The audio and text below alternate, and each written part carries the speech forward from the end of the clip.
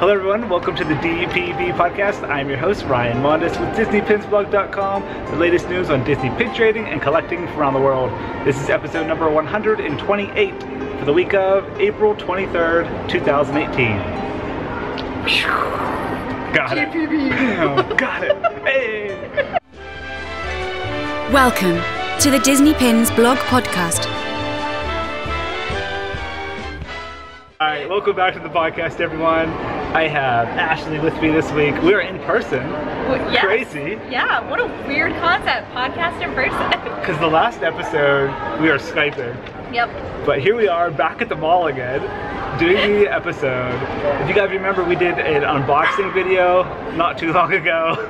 It was the Peter Pan pins. We found a quieter spot here in the mall. Minus the dog that's watching us. Yeah, if you guys heard a bark in the background, there's a dog behind us here. It's okay. But we are happy to be here for episode number 128. And yeah, I guess we'll just start off with housekeeping.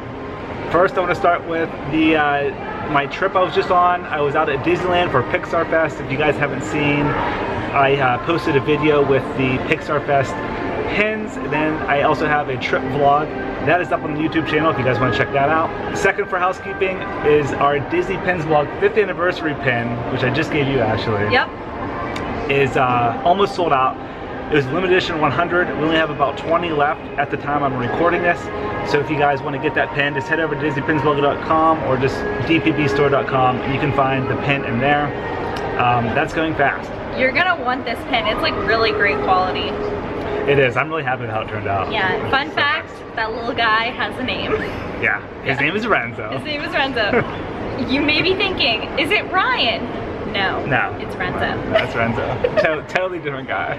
Different guy. He's my buddy. And then last for housekeeping is next week we are not going to have a DPB podcast. Another week off. You're really slacking. Yeah, I know, sorry. I will be at Walt Disney World this time. I'm going down with my family, meeting up with friends, and we're going to be celebrating the 5th anniversary of Disney Pins Blog while we're there. Minus Ashley. Minus Ashley. But, I know. Yeah. There's going to be some awesome vlogs, so stay tuned. For Make sure you're subscribed. Am I doing this YouTube thing? You're great, you're great. Okay, great. Thank you. Yeah, so that's about it for housekeeping. So yeah, let's get right into the pin news. First, yeah. So before we get into the pin news, I just want to mention that since I took the last week off, there was a lot of pin news in between there. I'm not going to go back through 2 weeks of pin news. I'm just going to kind of go up with what's current right now at the time we're recording this. So if there's anything that you guys want to see more in depth, just head over to the website. Everything's up there. But first we're going to start off with Disney Store retail locations. I don't know if you saw this or not, but they a couple days ago they released this Up bottle cap set. Yep. How cool is that? It was like a totally surprise release. And I heard it was a limited release of what it was, a Carl Russell. And just the like Up grape soda bottle cap. Yeah, the Ellie badge. So that was cool to see. I think the retail price on that is $14.95. Limited release for 3 pins. You can find that at your local Disney store. It's select locations, so I don't know if every Disney store has it, but that was cool to see. Next we're going to head over to Hong Kong Disneyland. They had 2 recent pin releases. The first one was Mary Poppins for their carousel pin collection, their monthly collection they're doing out there at Hong Kong Disneyland. This one featured Mary Poppins, like I said. Really cool pin. I know there were some funny comments when we posted the picture. Someone said it's like Mary's staring into your soul because like her eyes are open up really wide and just like staring at you. You should check it out. It's pretty wild. But the comments? No, the pin. I've seen the pin. Yeah. I haven't seen the comments. Yeah, well, no, there's tons of comments on it. But I don't know. I like the pin. I love Carousel and Mary Poppins cool. And I think that pin is limited edition of 300. And then they also had their Earth Day 2018 pin featuring Jiminy Cricket. It's a hinge pin this year. It's limited edition of 500, and that was released this past weekend. So that's it for Hong Kong Disneyland. Now let's head into Disney Parks in America. We're gonna start off with Run Disney. They had their Star Wars The Dark Side half marathon weekend this past weekend. And as you guys know, with any Run Disney race, they always have commemorative pins. A lot of pins. A ton. It's like ridiculous. I think they do like 2 or 3 per race. So you 5K, 10K, half marathon, and then this year was the First Order Challenge, I think it was called. So we have a photo up on the website of all of the pins that were released. There's lots of them. You can find those at ESPN Wide World of Sports Complex only during the event. So at the time you guys are seeing this podcast, it's already over. But I'm sure you can find them on eBay now if you're interested in those. Next, there was a solo Star Wars mystery pin set that was released at Disney Parks. This was released last week. It's a limited release mystery box. Retail price is $19.99 per box. 2 randomly selected pins, and there's 11 pins in total for this collection for the new movie. There's just tons of new merchandise for this solo Star Wars film. Ashley did that post. It's a lot. Yeah, you went hard on that. I just kept sending you photos when I was at Disneyland. I know, I was like, oh, 3 new pins, okay. No, wait, 4, no, 7, okay. There was a lot. Tons of new open edition pins. There's the lanyard medal. Lanyard medal, yeah. A booster set. Another 4-pin set. And the mystery box. No. And the mystery box. And the starter set. The Pin Trader starter set. There was a lot for solo Star Wars. They went hard for that. They're really trying to hype up that hype. Yeah, they are. Alright, now for the new pin releases this week at Disney Parks. These are all going to be released this Thursday, April 26th. First, we're going to start off with Disneyland Resort. They have their next Once Upon a Time pin. This is that hinge pin, it's a circular pin. This one features Pinocchio, and it is limited edition of just 2,000, released this Thursday. Also at Disneyland is the next Bat Day 2018 pin. It's that little key pin for Bat Day. I don't know too much about Bat Day. I don't know if you do. I saw someone talking about it. It has something to do with like the Gothic community and like Haunted Mansion or something. I don't know. Someone was like really in depth talking about it, and I'm not gonna lie, I just grazed it. I was just like, okay. It looks very Haunted Mansion-esque, the pin. So yeah, that pin is limited edition of 3,000, only at Disneyland. So next we'll head over to Walt Disney World Resort. They have their next Lunchtime Tales pin. This one featuring Alice in Wonderland. I already paid my pickup. Did you really? Yeah. Are you collecting all of them? Yeah, I have all of them so far. So you're committed? You're committed to Lunchtime Tales? I am. They are nice pins. Low edition size of Ellie 1500. Alice in Wonderland. That's a great pin. And that's a Walt Disney World exclusive, like you guys know. And then also this week at Walt Disney World is the Fine and Dandy pin. This is for Dapper Day. It was released last week at Disneyland because their Dapper Day was last weekend. And now this weekend is Walt Disney World's Dapper Day. So Disney releases the Fine and Dandy pin, which features Mickey and Minnie looking very fancy in their outfits. Very dapper. Very dapper. They're on fleek. Yeah. No, that really is a cute pin though. Yeah, I think I'm gonna get it. I really do like it. It's LE 5000, so high edition size there, so it should be available for a while if you guys are interested in that pin. So that's it for the pin news. That's it? That's it. That's it. There is a lot more, but you'd have to go back a week, so I'm not gonna do that. So head over to DisneyPinsBlog.com if you guys want to find out more information. Alright, now I think it's time for Disney Pin Chat. I feel like you need a little, like a little tone there. It's like, it's time a little to jingle. Chat. Do the pin chat. A little jingle, yeah. I used to do, like way back in the day, I don't know if any listeners or watchers remember this, but for pin news and pin chat, I had like its own little jingle. But then I stopped using it. I like it needs a jingle. It was like doo-doo. I don't know, it was like very like text tone? It sounded like really newscasty. I don't know, I got rid of it. No, I think you need like a 1940s like doo-wop group vibe to it. Yeah. I like that. Just giving him my input. Yeah, it's good. That's why you're on the team. Is that it? Yeah, that's it. Just for those jingles. Alright. Alright guys, for Pin Chat this week, Ashley and I were going to briefly talk about how to store Disney pins. Yeah. I know we get this question a lot. You guys, especially a lot of beginner pin traders, want to know, you're starting out in the hobby, you have a bunch of different pins, they're just laying around, maybe they have them like in Ziploc baggie or something. How do you store them? Yeah, no. Like once you get a lot of pins, what do you do with them? Do you just, lay them around? No. you got to store them somehow. So that's what we're going to talk about today. I kind of broke this out into like kind of 4 different sections. We're just both going to kind of put our input on it. Okay. But the 4 different sections, I'll talk about them first. I broke it out in lanyards, pin bags / pin books, cork boards, and then the new pinfolio, because I know that's pretty hot right now in the pin trading community. So first, let's just kind of go in order. Lanyards.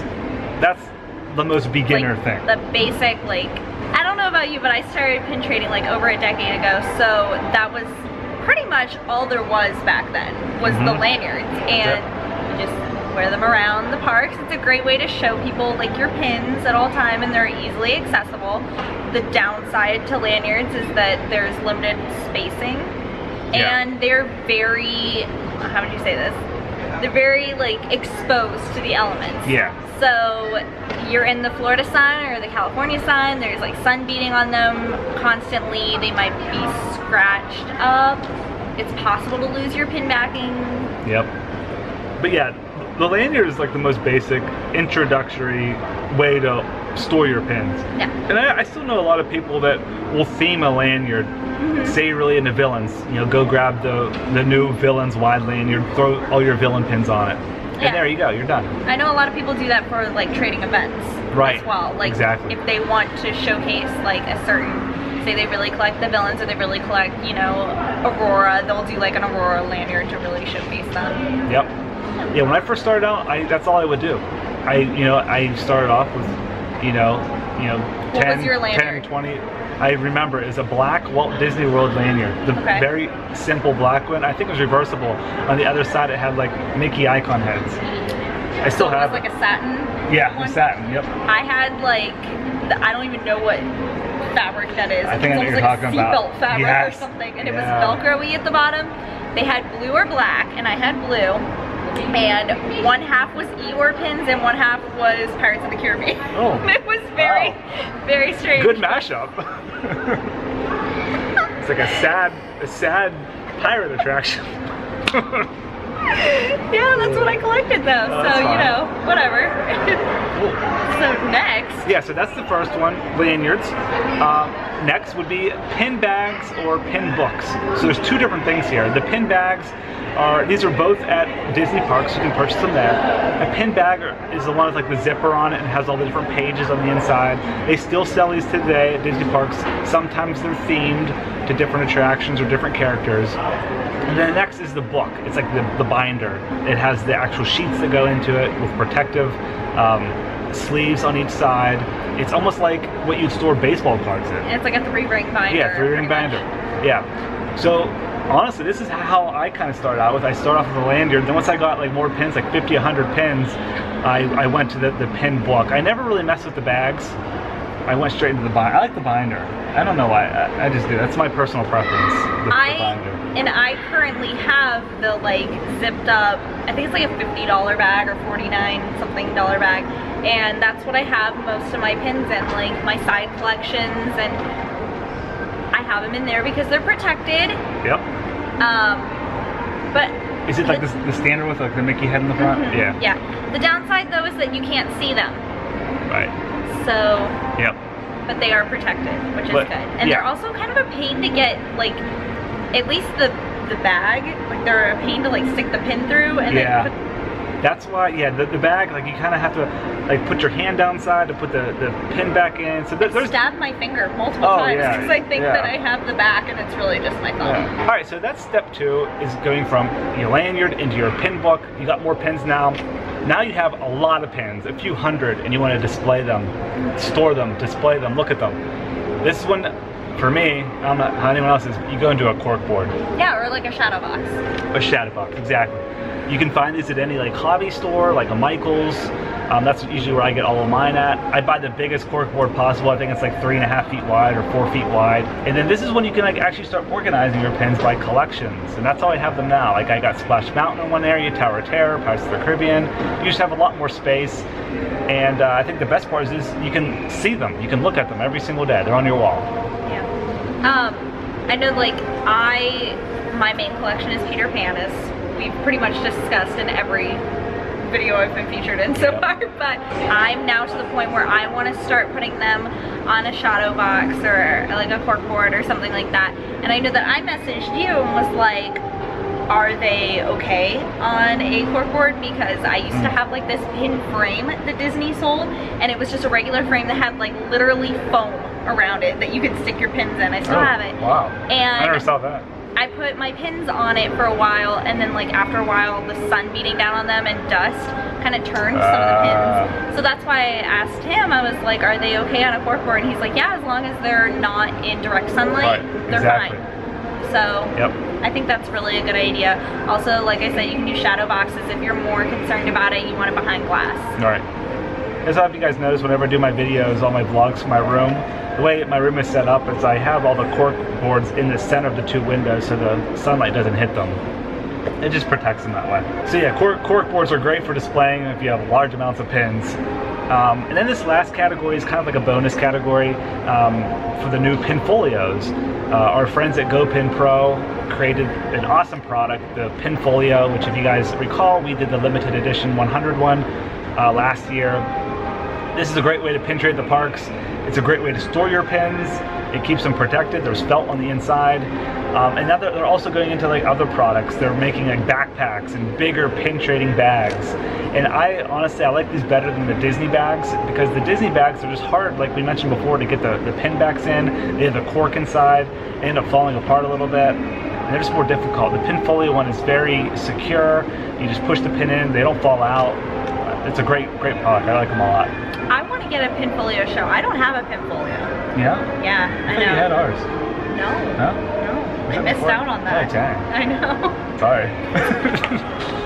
They're all sold out or else I give you one. I know, it's okay. Yeah. But yeah, I think the pin folio shows are especially cool because you can like stick them in your backpack. They're, you know, of good size, or you can make them a crossbody bag or whatever you care to do, and like it's got a clear protective front, and people can see your pins, but they're also protected at the same time. So. Exactly. Awesome for the parks or at home just for storing your pins. So yeah, so I think that's going to do it for Pin Chat this week. I hope you guys enjoyed our little segment there on how to store your Disney pins. If you have any questions, I'll probably going to start a forum thread for this one, just because we get lots of questions, like DMs and on Facebook Messenger a lot on storing pins. So I'll start a forum thread on this if you guys have any other questions or want more in depth on how Ashley and I store our Disney pins. We'll answer them there for you. Yep. Episode 128. Done. Hey. All right, thank you guys for listening and watching. Really appreciate it. And I'll be back again in 2 weeks. But stay tuned to the YouTube channel, because we'll have lots of vlogs coming very soon. All right, have a great week, everyone. See ya. Bye.